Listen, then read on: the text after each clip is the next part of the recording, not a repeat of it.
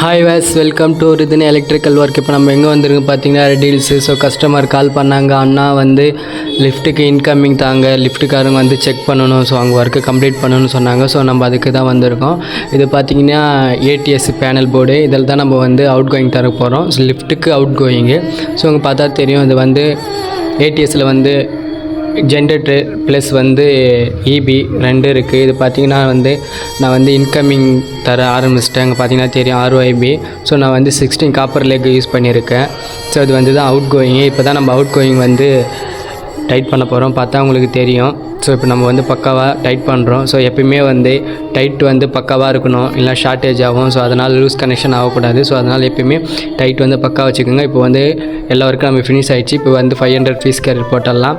இப்போ நம்ம போட்ட பார்த்திங்கன்னா உங்களுக்கு ROIB இன்கமிங் வந்துடுச்சு. இப்போ பார்த்திங்கன்னா அவுட் கோயிங் செக் பண்ணிடலாம். ஸோ எந்த ப்ராப்ளம் இல்லை. வாங்க இப்போ அவுட் கோயிங் ஆன் பண்ணிடலாம்.